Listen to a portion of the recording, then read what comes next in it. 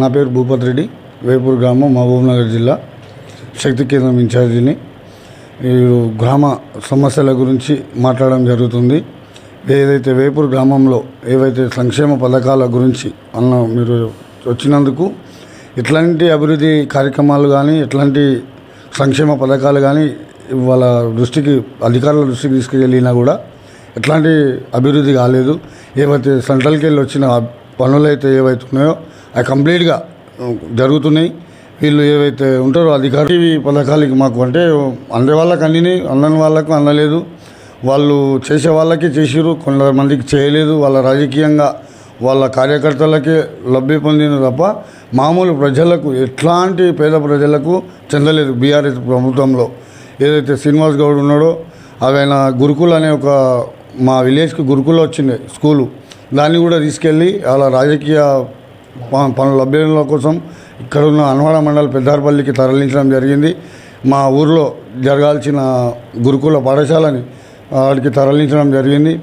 చాలా ఒక్కటి కాదు, ఇప్పుడు వచ్చిన మళ్ళీ కాంగ్రెస్ నాయకులు కూడా దాంతో వాళ్ళతో పాటే ఫాలో అవుతున్నారు.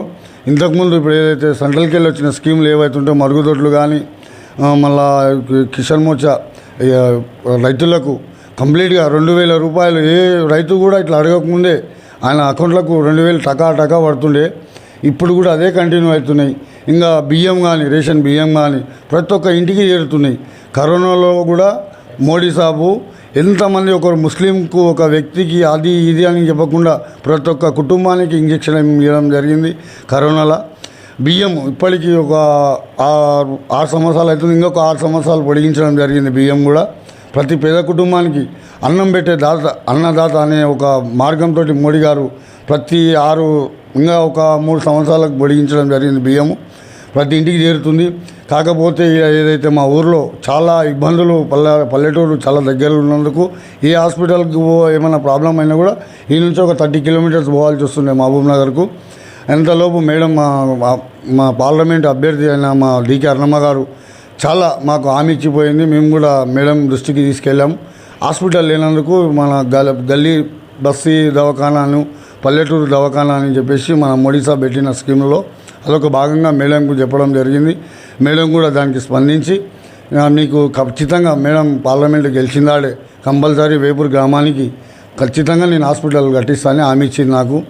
కాకపోతే మా బీజేపీ కార్యకర్తం కాబట్టి ఖచ్చితంగా 1,00,000 పైనే మేము ఎక్స్పెక్ట్ చేస్తున్నాం. చాలా అందరికీ ప్రతి పల్లెటూరులో ఏ ముసలవ్వని అడిగినా కూడా మోడీ సాబ్కు ఖచ్చితంగా ఓటేసినామయ్యా, నువ్వేం ప్రచారం కూడా రాకు, మా కార్యకర్తలు మా సోదరులు ప్రచారంకి వెళ్ళినప్పుడు కూడా ఎండకు తిరగకండి బాబులు, మీకు ఖచ్చితంగా మోడీ సాబ్కి వేస్తాం ఖచ్చితంగా ఓటు, అధైర్యపడవద్దు మీరు.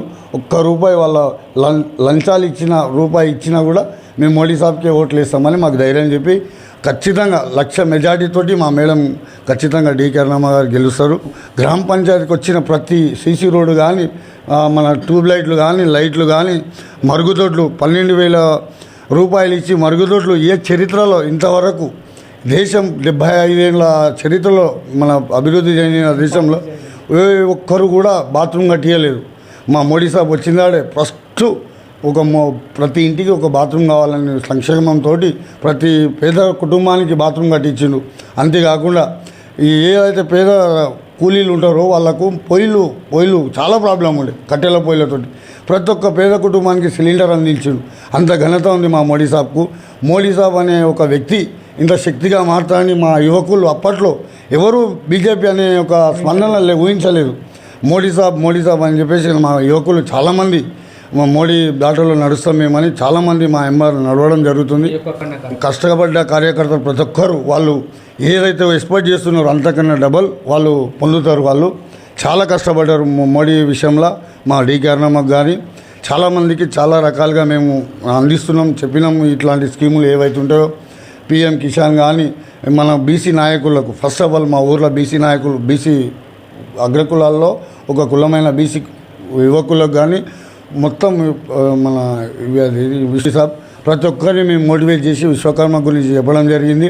చాలామందిని అప్లై చేయించాను. ఈ వేపూర్ గ్రామంకి వెళ్ళి చాలా అభివృద్ధి జరిగింది. వాళ్ళు కూడా చెప్తున్నారు మోడీ సాబ్కి ఇట్లా పెట్టారు. ప్రతి స్కీమ్ కానీ ఏదైతే మోడీ సాబ్ పెట్టిన స్కీమ్ ప్రతి ఒక్క రైతుకు ప్రతి ఒక్క పేద కుటుంబానికి రీచ్ అవుతున్న స్కీములే ఉన్నాయి తప్ప ఈ విద్యారంగంలో పైకి అగ్రస్థానంలో రావాలనేదే మోడీ సంకల్పం. గురించి చెప్పాలంటే ఇలా చెప్పుకోకూడదు, కాకపోతే వాళ్ళు ఏదో అబద్ధాలు చెప్పి 6 గ్యారెంటీలు అని చెప్పేసి ముందరికొచ్చి వాళ్ళ జనాలను మోసం చేసి చాలామందిని నమ్మించి గొంతు కోసిన విధంగా ఉన్నారు జనాలు. ఇప్పుడు అయోమయంలో ఉన్నారు. వాళ్ళకి ఎట్లాంటి కాంగ్రెస్ అనేది ఇంతవరకు గుర్తుకు లేదు వాళ్ళకు. మన రేవంత్ రెడ్డి ఏమి, వాళ్ళ నాయకులేమి, వాళ్ళ ఎమ్మెల్యేలేమో ఖాళీ వాళ్ళు చెప్పిన అధికారం కోసమే ఇవి అబద్ధాలు చెప్పి 6 గ్యారెంటీలు అని చెప్పేసి ఒక్కొక్క రోజు మా ఊరికి ఒక్క బస్సు వస్తుంది. ఒకరి మీద ఒకరు కూర్చొని పోయే పరిస్థితి అయింది. వాళ్ళ బస్సు ఫ్రీ అని చెప్పే వరకు మా జనాలు చాలా సఫర్ అవుతారు. ఒక బస్సు కూడా ఎక్స్ట్రా ఇంతకుముందు వస్తుండే, అది కూడా బంద్ చేయించిన అధికారం వాళ్ళది. కాంగ్రెస్ గురించి చెప్పడం నాకు ఇష్టం లేదు, మేము దాని గురించి పట్టించుకోము. సమస్యలు ఉన్నాయి, మోరీలు కానీ సీసీ రోడ్లు కానీ చేసిన కాడికి చేస్తూనే ఉన్నారు. చాలా మోరీ అనే విషయాల్లో సెంట్రల్ గవర్నమెంట్ అమౌంట్ ఏది ఇంతకుముందు చేసిన టీఆర్ఎస్ గవర్నమెంట్లో కూడా సీసీ రోడ్లు కానీ ఏమి కానీ మనం పక్కకు పెట్టేసి వాళ్ళే రాజకీయం కోసం వాళ్ళ లభ్యం కోసమే ఏదో ఇట్లా వేస్తున్నాం పోతున్నాం బిల్లులు తీసుకుంటున్నాం తప్ప ఎట్లాంటి ఉపయోగాలు లేవు. వాళ్ళకు కూడా దృష్టికి తీసుకెళ్తాం, అధికారుల దృష్టికి. మేడం గెలిచినాక కంపల్సరీ వేపూరు గ్రామంలో ఏవేవి కావాలనో ఖచ్చితంగా దగ్గరుండి మరి ఈ ఊరు ప్రజలకు చేయించే బాధ్యత మేము తీసుకుంటాం. ప్రతి యువకులం మేమందరం గట్టిగా పనిచేయాలని నిర్ణయించుకుంటున్నాం. కాకపోతే ఇంకా వేరే కీలకమే మాకు. కాకపోతే మాది బీసీ జర్నల్ వస్తుందా, మామూలు జర్నల్ వస్తుందా అని వేచి చూస్తున్నాం. ఇంతకుముందు జర్నలే వచ్చింది, ఈసారి కూడా జర్నల్ వస్తే ఖచ్చితంగా మా యువకుల్లో మేము ఎవరో ఒకరము ఖచ్చితంగా ఫైట్ చేస్తాం. స్థానికంగా కానీ జెడ్పీటీసీగా కానీ ఎంపీటీసీ కానీ బీజేపీని గెలిపించుకోవాలని ప్రయత్నం చేస్తున్నాం. అంతవరకు నడుస్తుంది. ఇప్పటికి కూడా మేము మాలో ప్రజల్లో నడుస్తున్నాం. ప్రజల స్పందన బాగానే ఉంది మాకు. మేమేమైతే చేస్తున్నామో తిరుగుతున్నామో వాళ్ళకు కూడా తెలుసు. బీజేపీని నమ్మిండ్రు. ఇప్పుడు ఇంతవరకు బీజేపీ అంటే ఏంటో సెంట్రల్ వరకే ఉండే, ప్రతి ఇంటి వరకు వచ్చింది. ఆ స్కీమ్ ఏంది, ఆ మోడీ ఏంది, ఈ బీజేపీ ఏంది అనేది అవరేజ్ బార్ 400 బార్ అనేది అది సిద్ధాంతం. మా కష్టం మా ఫలితమే మోడీ సాబ్ మళ్ళీ నెక్స్ట్ బరాబర్ 400 పైనే సీట్లు గెలవబోతున్నాం. మళ్ళీ అధికారంలో మోడీ సాబే కూర్చున్నబోతుండు. ఫస్ట్ ఆఫ్ ఆల్ అదొక్క విషయం చెప్పగలుగుతున్నా, ఏ ఆపద వచ్చినా ప్రతి అధికారులు డబ్బులతో లొంగగొట్టుకొని చాలామంది యువకులని మందులకు బానిస చేసి ఇంతవరకు మా రాజకీయంలో వేపూర్లో ఉన్న రాజకీయాలు యువకులని డస్టు పట్టించిన పార్టీలు ఏవైతున్నాయంటే టీఆర్ఎస్, అంటే ఇంక్లూడ్ ఇప్పుడు బీఆర్ఎస్గా మారిన టీఆర్ఎస్ నాయకులు చాలా ఘోరంగా యువకులని నాశనం చేసి డస్టు పట్టించు. బీజేపీ సిద్ధాంతాల్లో అవి అన్నీ ఉండవు. దాంట్లో కష్టపడి పనిచేసిన వానికి ఎప్పుడైనా సరే పై స్థాయికి తీసుకెళ్ళాలి. మన సపోజ్ బండి సంజయ్ గారు నాలాంటి ఒక కార్యకర్తని కింది స్థాయికి వెళ్ళి కౌన్సిలర్కి వెళ్ళి ఈ బొద్దడికి ఒక ఎంపీగా నిలబడ్డాడంటే ఆయన కష్టం ఎంత ఉండదో ప్రతి యువకులకు తెలుసు. బీజేపీలో ఎలా ఉంటాయి సిద్ధాంతాలు. నేను ఒకప్పుడు మా సీనియర్ నాయకుడైన రాజేశ్వర రెడ్డి గారు ఆయన అడుగుజాడలో మేము చాలా నేర్చుకున్నాయి.